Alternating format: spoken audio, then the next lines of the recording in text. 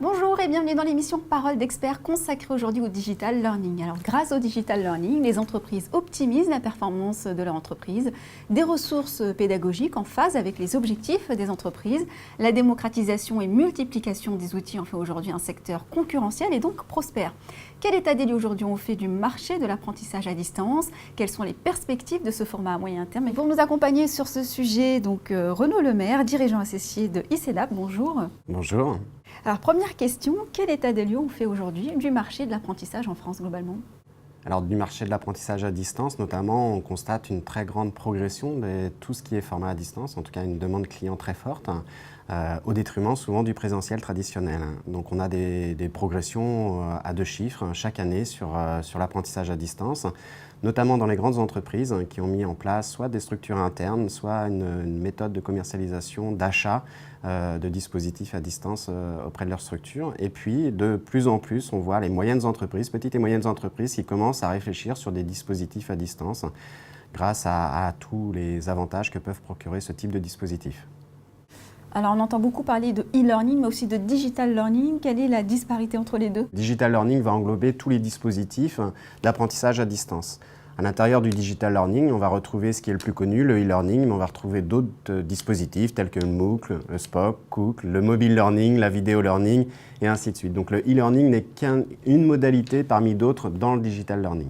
Et quelle est l'implication aujourd'hui des grandes entreprises qui sont les principales clientes de ce type de prestations? Alors les décideurs ont recours au digital learning pour plusieurs raisons. Déjà pour l'efficacité pédagogique des dispositifs, pour la multiplicité des approches. Ils vont pouvoir mixer différents dispositifs, du présentiel mais aussi du distanciel, que ce soit du mobile learning, du e-learning, du Cook, MOOC, SPOC. Pour le gain économique aussi que ça peut apporter, puisque sur un gros déploiement auprès de 10 000, 15 000 collaborateurs, il n'y aura pas les frais de déplacement ni les frais d'hébergement à prendre en charge, même si le e-learning ou si tous les dispositifs de digital learning ont un coût, puisque des coûts de production relativement importants.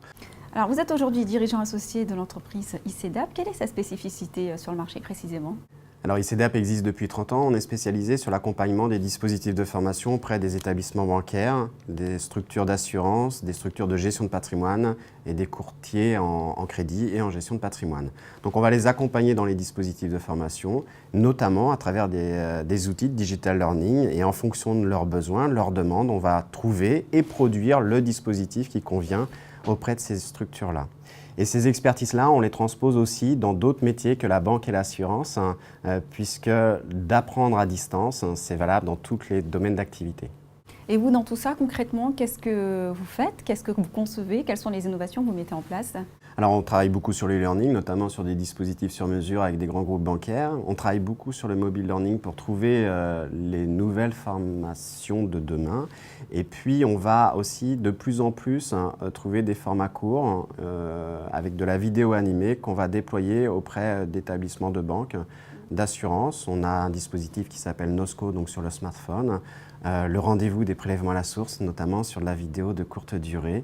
Et on travaille également sur l'intelligence artificielle couplée avec notre base de connaissances Clic et Clair qui est déjà déployée auprès de plus de 80 000 collaborateurs. Donc de travailler sur l'intelligence artificielle avec notre base de données, ça va permettre aux dispositifs globaux d'information d'être plus pertinents en termes de réponse et notamment de permettre aux collaborateurs d'un établissement de banque et d'assurance d'être plus efficaces auprès de son client final. Quelle est aujourd'hui la place des solutions mobile learning? Donc oui, les solutions mobile learning sont vraiment d'actualité et en plein essor, correspondent souvent aussi aux usages qu'on fait du smartphone. On a transposé de l'apprentissage à travers cet outil-là et on a des succès forts sur ce qu'on appelle, nous, de l'ancrage pédagogique ou de l'ancrage mémoriel. Ça veut dire des dispositifs d'apprentissage ont été réalisés en amont et on va revenir suivre l'apprenant à travers ces dispositifs d'ancrage mémoriel sur un smartphone avec une application dédiée. L'idée, c'est d'avoir des formats très courts, 1 ou 2 minutes par semaine, pour rappeler de façon récurrente une notion à travers des jeux, à travers des exercices, à travers des illustrations et des vidéos. Quelles sont les perspectives des formats plutôt courts à ce jour?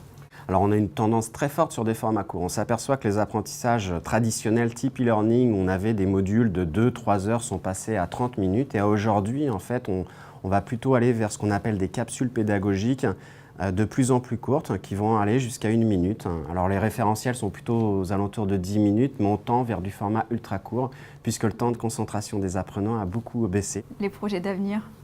Alors les projets d'avenir, c'est toujours essayer de trouver des nouveaux dispositifs d'apprentissage à distance. On pense que le e-learning va ralentir puisque c'est très rigide comme apprentissage.